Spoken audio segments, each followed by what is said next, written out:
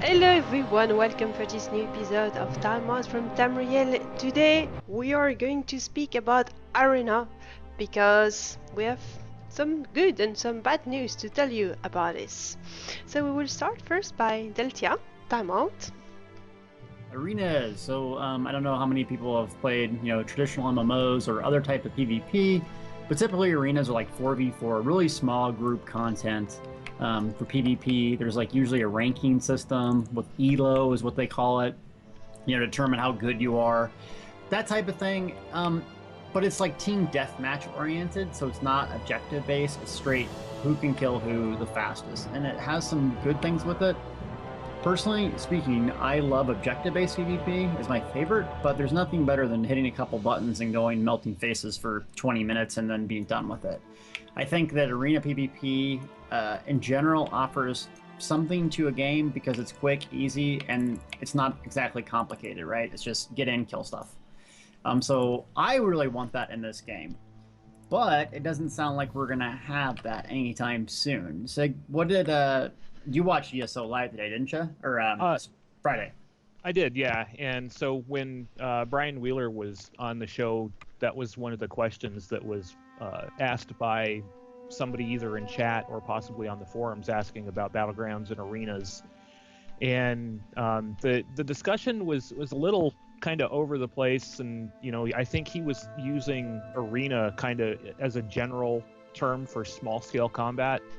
But he did say, mention the term flag games, I'm guessing, like capture the flag, stuff like that, and said that they are not coming anytime soon. Didn't definitively say that they wouldn't be happening, but they are not on the radar right now. Do you think about arenas, though? Have you played other games? I mean, you've played a million MMOs. Is that something you're into? Played... It was kind of larger scale stuff, but played a lot of the Battleground type stuff in Dark Age of Camelot. I played the hell out of the war zones in the Old Republic. I love those things, the 8v8s. When it comes to PvP, it really, just as long as it's fun, I'm cool with it. It doesn't matter if it's large scale, small scale, I'm there, type thing. But so I'd like to see them in this game. I'd like to see, in addition to the large-scale battles that we have now. Well, Loa, you don't think they're going to work, do you? No, I really enjoy Battlegrounds in World of Warcraft, Star Wars Old Republic, Guild Wars 2, all those games. I'm very bad at it, but I enjoy it. I find it fun because you can jump in and just kill people or get killed, and it's short, it's fast, it's fun. But in the Elder Scrolls Online, I don't think it will work because this game has so much depth, and it's something that maybe you don't really realize at the start. Well, of course you do, but people in general. And as this game has so much depth, so much things that you cannot grasp immediately, I believe that it creates a very big gap between good players and bad players. And I'm even not talking about the champion points and the XP potion right here. That will even dig the gap even further, but just the people that know how to cancel animation, how to make a good build, how to get a good set of gear, how to take the good talents, the good the good spell, etc., and how to masterize them. And the people that are just a bit clumsy and playing like that, you cannot jump into a battleground casually. You will get your face melted immediately and it will not be fun. But every game has that. I mean, there's people in Star Wars: Old Republic that would queue up for ranked arenas and would have basically level 40 gear on, and they were, end game, and you would lose because of that. I mean, there's going to be terrible people because they just don't take the time to, or they don't even care. I think that in game where you have set up class and set up everything, the difference is not as big, because in World of Warcraft it's kind of a square like that. You play your character that way. Of course you can be sucky and you can be good, but you cannot be extremely sucky and extremely good. There's a balance inside the game itself that will keep some limits, and I don't think that in the Elder Scrolls Online you have that balance. there's a lot of people that have when you go in Cyrodiil and you have those blinker sorcerer, what kind of combination of spells they have and armor, but they are unkillable. Even with 10%, they are unkillable. Yeah, that's not true. That's not true. You know, everything has a counter. Yes, of course, but you need to know it. And someone like me, which is not very good in PvP, that do not know how it works, I have no chance. And when it's in Cyrodiil, it's okay because I can do something else. But in a Battlegrounds, it will not be fun. But no offense, why should the game not have arenas because you're not going to be good at it? I totally don't mean to be a dick, but honestly, like, just because you're not going to be good at it doesn't mean they should hold quality back or content. I think that's I think they should find a way where people can get into it even if they are casual or semi-casual. Okay, that's a good point, because remember, you watched ESO Live too, right? Yeah. And did you remember Brian Wheeler talking about how they're going to increase battle level, well, even with champion points, and taking out, maybe possibly taking out champion points and lobbies? Yep. Yeah. I think they are working on it. I think you bring up a good point, because there's people like Cypher and some others that are they're so good. I mean, just ridiculous good. They can take on, 3-4 people at a time, constantly kill them. And the gap is widening, like you said. And this game is so complex. Like World of Warcraft, they have a skill tree, and you take 30 points here, 15 here, 5 here, and everyone knows that's your build. But I don't know. I think it would be excellent. I think the cool thing that they could do is 4v4v4. That would be mind-blowing. Having three factions going at it, having like two or three levels, making it really like, you could knock people off. There's poison gas stuff. There's God, it would be so complex. And the builds but I think the balancing of the game needs tuned, because like you said, there's some classes that would have a unique advantage in this game if that were the case. I think it would be awesome to have some sort of arena, even just for fun.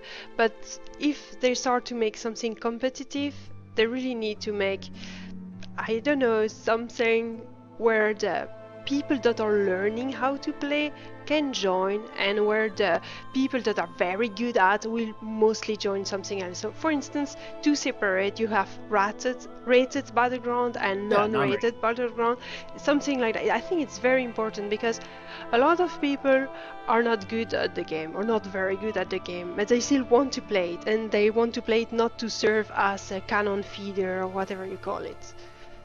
Yeah, just make it one ranked, one non-ranked. SWTOR did it good. But what SWTOR failed at, and their ranking system is how you queued, was based on, are you a DPS, are you a healer, or are you a tank? It would look at your skill tree.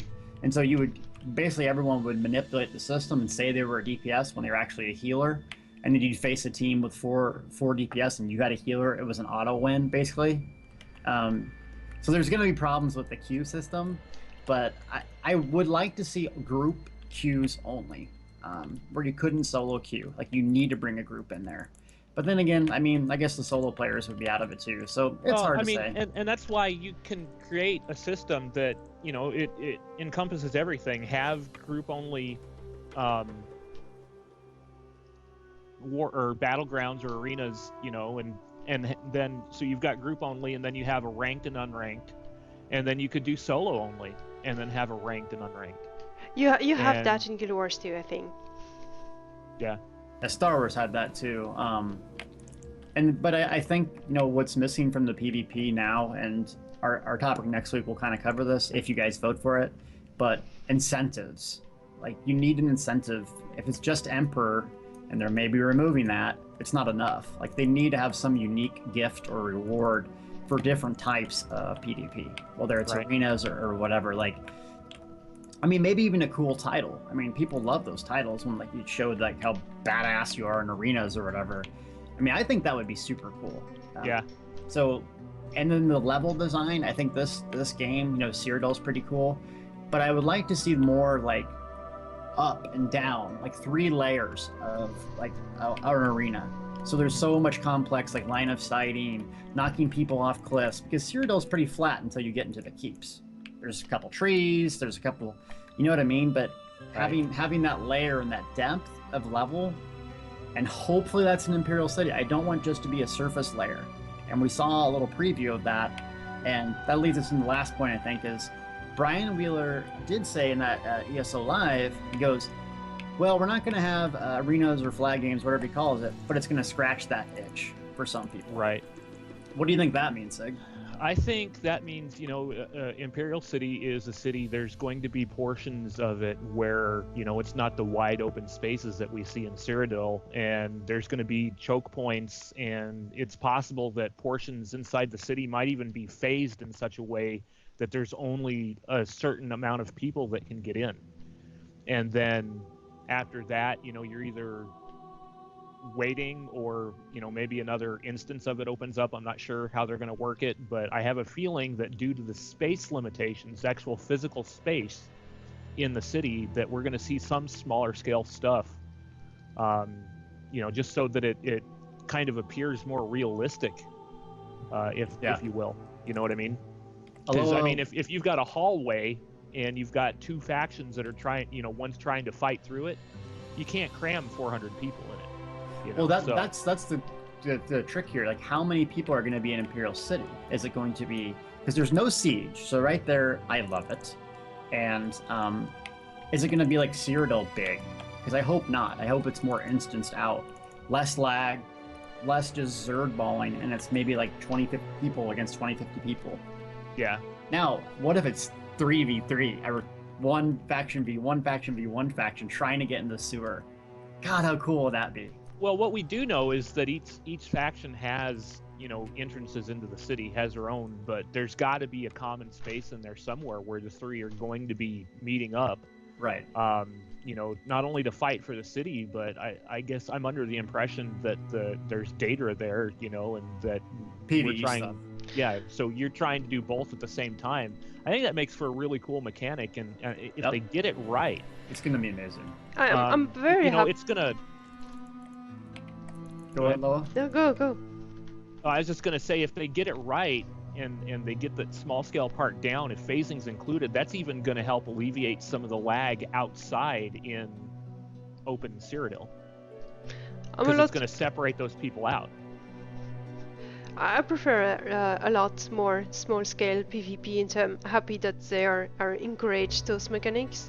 They have done many changes, or they are planning many changes that we may talk in next week. But this is something that I've been a little bit disappointed about regarding Cyrodiil. Is that the first weekend I played Cyrodiil, there was a lot of skirmishes. It was fun. We were I don't know, just sneaking on bridges to kill people that were passing by, and it was just for fun because it was that weekend. It was the first time everyone was coming in Cyrodiil. It was very fun, and this kind of PvP had disappeared in favor of big zerging, which is something I don't really appreciate and don't find very fun, except when I'm with a catapult and killing people with my catapult. But otherwise, I kind of prefer the small-scale PvP, and so I'm a little bit curious about it. I know I will just be a meat bag for people to kill, but it will be fun anyway.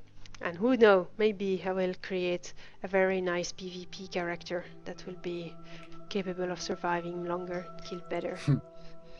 Well, a lot of people like the lower, the smaller scale PvP. I personally hate sieging. And the Zerg thing, I mean, I roll with a pretty big group, and people accuse me, oh, you're always in a group. Well, yeah, I have 12 friends on. Why wouldn't I be playing with friends? Right. Yeah. But at some point, like 8, 10, 15 people, that's the key number to have a really fun, well-coordinated group. And like when we used to play objective-based PvP in Star Wars, I mean, we bonded so much because, you see your progress going on. There is no siege. There's no cheap meat bag tricks. You're going to have to learn the hardcore PvP tactics, focus targeting. The leader's going to have to call swaps on hard switches. I mean, all these really cool mechanics that aren't in this game right now because all you need to do is hit Steel Tornado or Elemental Ring in a big group and wipe everyone. Right. I mean, that's it. And Brian Wheeler talked about it. Why do people do that? You gain more AP that way. Oh, yeah. AP is how you get gear. AP is how you get your skill line. Once again, incentives. So, I don't know how long we've been talking now, but what do you think the rewards are going to be for this? like, as they said, I think somewhere there's going to be a new currency. Now, am I wrong on that, or am I? I'm I not thought there was, sure. I thought they said there was going to be a new currency, like not like AP, but something. You know, maybe you buy tokens with bags, like the traditional commendation system, where Well, it will make sense if it's something which if the Imperial City come in DLC. So not everyone will have access to it. So the person that have access to it should not be able to stack up AP points in Imperial City while the other cannot. So Yeah, it's a great point. I didn't even think about that. Yeah, I don't recall hearing anything specific about a currency. I do recall something about a possible motif. Um, Yeah, that's going to be And inside. That's data. along with that, I'm guessing there's probably, I mean, there's going to have to be some new armor sets. Oh yeah. Probably. Yeah, You know, two so two-piece sets. What? what would be cool is that you have a super mount, a special one that you will not be able to get in the Crown Store. Something like that. I think a lot of people will love that. oh People love yeah, people mounts. love that kind of stuff. Yeah. Yeah. Show off your pride that you do this type of content. I mean, I Yeah. think that's missing from the game. Is I mean, buying cool mounts is great, but like earning them, It's better. It's a lot so better. much better. Like, Yeah. I'm a badass PvPer. Like, I mean, I'm not Emperor. That's the one thing I want to do in this game yet.